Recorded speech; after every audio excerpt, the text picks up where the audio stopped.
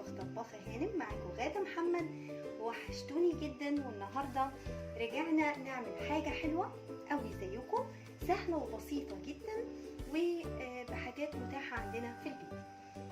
دايما احنا عندنا ساعات الكيكس بتاعتنا بتفضل ممكن تنشف، ممكن الاولاد ما يكملوش اكلها، ممكن تكون بواقي حاجة انا بعملها، تورته ولا حاجة. فهاخد بواقي الكيك دي سواء الفانيلا او بالشوكليت وهعمل بيها احلى كيك بوبس في الدنيا. الكيك بوبس دي طبعا كل الكيدز عندنا بتحبها جدا لان بيبقى فيها كالرز، وبنشكلها او بنزينها بحاجات بتلفت انتباههم وكمان الكبار. هنشوف مكوناتنا ايه، بسيطه جدا الوصفه دي. عندي الكيكس بتاعتي الباقي كيكس، او انت عملتي كيك ومش عايزين ياكلوها، هنبدا نشكلها بكيك بوبس. الكيك دي بحط عليها حليب مكثف محلى اللي هو ابو كوز او بني، الاتنين حلوين جدا ومبقاش محتاجه احط اي حاجه. ما عنديش لبن مكثف محلى، ممكن اعجن باللبن وقطعه من الزبده، ممكن اعجن بكريم شانتيه، مش شرط خالص اللبن المكثف المحلى ده، بس ده بيدي طعم حلو جدا جدا مع الكيك بوبس. بعد ما عجنت الكيك باللبن المكثف المحلى فقط، مش هحط له اي اضافات لان الكيكس اوريدي عليها السكر بتاعها وعليها الفانيلا وطعمها جميل جدا. هحط اللبن المكثف المحلى وبعد كده هعملها كور صغيره وهبدا ازينها. التزيين عندي طبعا عندي شوكليت، عندي وايت شوكليت وعندي دارك شوكليت، سواء كانت عندي سايحه جاهزه او انا بسيحها. بجيب الشوكليت الخام بتاع دريم، دي حلوه جدا جدا، وباخد القوالب بتاعتها واحطها على حمام مائي فقط لا غير، ما بحطلهاش اي اضافات، بتبدا تسيح واقدر استعملها على طول. ممكن نحط لها فقط معلقتين من الزيت عشان تديها لمعه، او قطعه من الزيت عشان تدي للشوكليت لمعه. ببدا ازين عندي باي سبرينكلز عندي، سواء فارماسي الكالرز ده او البولز دي، او طبعا الفارماسي الشوكليت ده، وعندي برضو الشوكليت كالرز دي، وعندي شوكليت شيبس، وعندي جوز هند، ممكن مكسرات، ممكن في شوجر جولد وسيلفر كده بيبقى ملون، برضو حلو جدا لما يتحط السكر الذهبي او الفضي ده على الكيك بوبس ده بيبقى جميل جدا. احنا هنزينها زي ما احنا عايزين. هنبدا يلا الخطوات ستيب باي ستيب ونعمل احلى كيك بوبس. يلا بينا نبدا نحط الكيك بتاعتنا في الفود بروسيسور عشان نحط عليها اللبن المكثف المحلى ونخلطها عشان نفرفتها. طبعا هنفرفتها كده،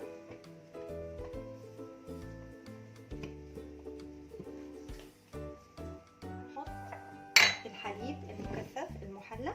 طبعا الوصفة دي من غير مقدار، احنا بنحط لحد ما الكيك كله يختلط ببعضه ونعرف طبعا نعملها كور. نبدأ نشغل في البروسيسور بتاعنا.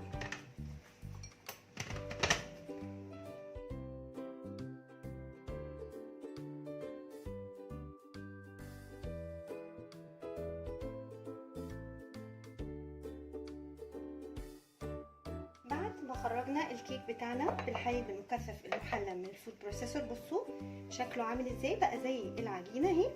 هنبدأ نكورها نحطها في الصينيه بتاعتنا.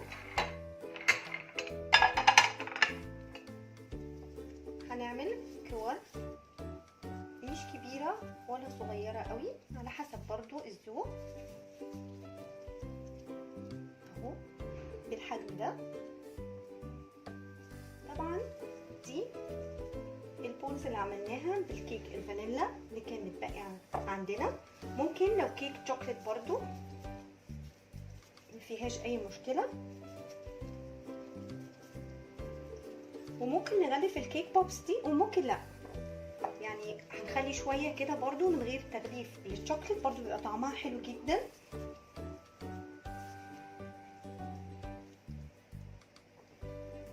البولز بتاعتنا بتاعت الكيك بوبس اهي. نحاول نعمل طبعا كل الكور في حجم واحد.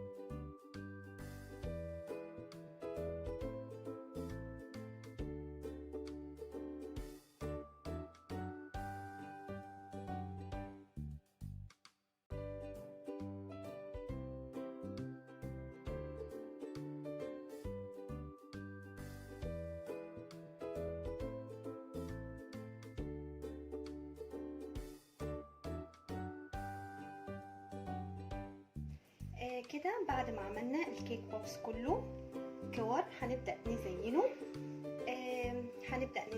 هناخد واحدة على عصاية الشيش طاووق كده، وهنحطها في الشوكليت زي ما احنا شايفين اهو، بحيث انها كلها تبقى شوكليت. اوكي، نبدأ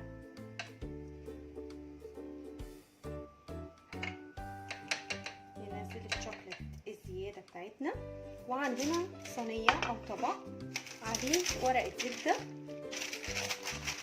زي ما احنا شايفين كده اهو. هنبدأ نحطها، ازينها، ممكن ازينها بشوية شوكليت شيبس اهي بالطريقة دي. اوكي، وهنسيبها لحد ما تبرد.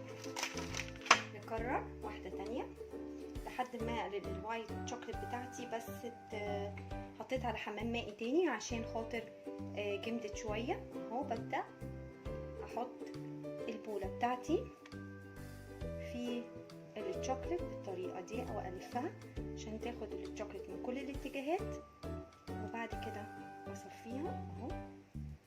شايفين كده عملنا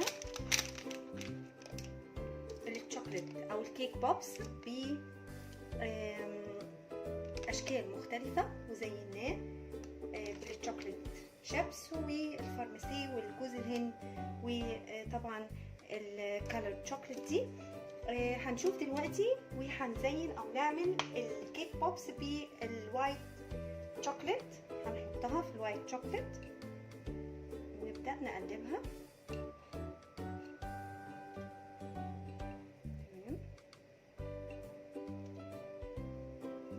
طبعا طعمها بيبقى لذيذ جدا جدا. هنحطها ونبدأ نزينها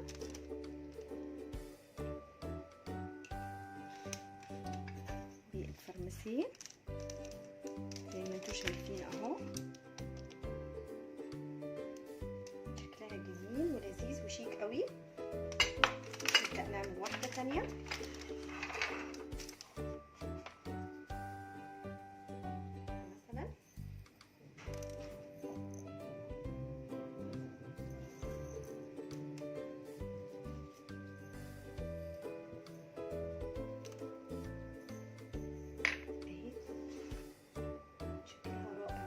هنسيبهم لحد هنكمل طبعا بقيه الكميه بتاعتنا، بس انا هسيب شويه ساده من غير شوكليت، لا دارك شوكليت ولا وايت شوكليت. هسيبهم كده وازينهم برضو وهنشوف الشكل النهائي بعد ما نخلص الكميه بتاعتنا ايه. نبدا نزين الكيك بوبس الساده اللي من غير اي شوكليت. هنحط له مثلا شوكليت شيبس كده من فوق، نضغط عليه بس عشان يثبت، لان طعمها كده برضو بيبقى جميل جدا جدا. وهنجيب البيز بتاعه الكب كيك بس الصغيره، طبعا دي للكيك بوبس، وهنحطها فيها بالشكل الجميل والشيك ده. وهنبدا نقدمها مثلا شويه فرنسي على الوش كده، نضغط عليها بس عشان تثبت بدون اي شوكليت اللي مش عايز الشوكليت. وهنحطها في البيز او الكفر ده وتتقدم بالطريقه الشيك دي. طبعا طريقه سهله جدا. هنجيب كيك بوبس الكنكن زينها بالكور دي اهي، نحطها. وبعد طبعا ما تنشف الكيك بوبس اللي بالوايت والدارك شوكليت هنبدأ نقصها ونقدمها زي دي. هنبدأ نحط مثلا شوية جوز هند زي ما احنا شايفين كده على الوش، مش لازم كله. هنبدأ نحطها في الكفر بتاع الكب كيك صغيرة شوكليت شيبس.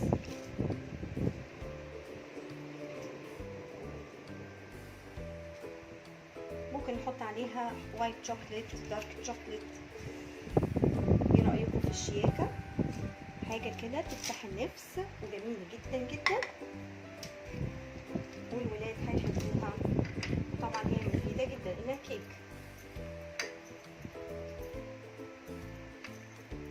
الكالرز والحركات دي بيحبوها الكيدز جدا.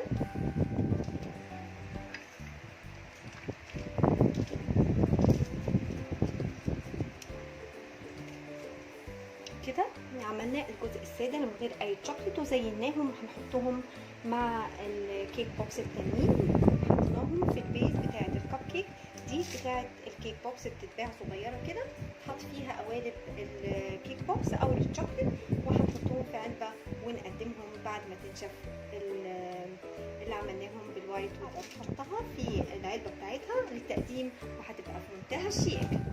ده شكل الكيك بوكس بعد ما حطيناها في الثلاجه شويه. جبنا الشوكليت، هنبدا نحطها في قوالب الكب كيك، بس طبعا للكيك بوكس بنشيلها براها. شايفين بتتشال بسهوله ازاي؟ هنحطها في البيز بتاعتها ونقدمها.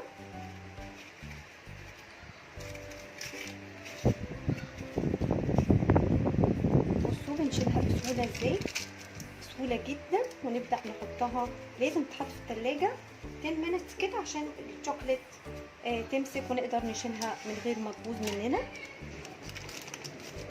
اهو بصوا شايفين منتهى السهوله. نحطها في الكيك بوكس، نبدا نقدمها، نشيل الوايت شوكليت اهي. شكلها عامله زي الفريرو روشيه، شوكليت غاليه جدا وشيك. نبدا نحطها فيها حته شوكليت زياده، ممكن نكسرها. نبدا نحطها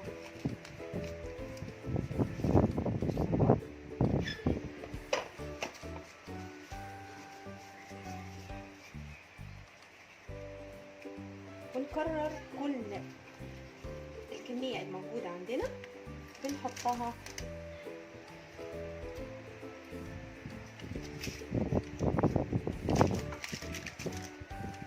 لو في شوكليت زيادة بنشيلها.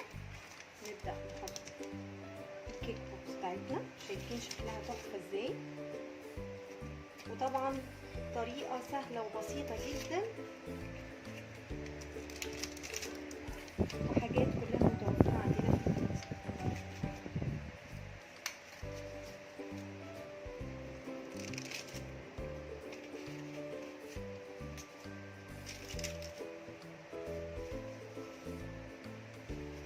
كده اهو حطينا الكمية كلها في قوالب الكيك بوكس زي الكب كيك الصغيرة، وشكلها تحفة ويجنن وشيك.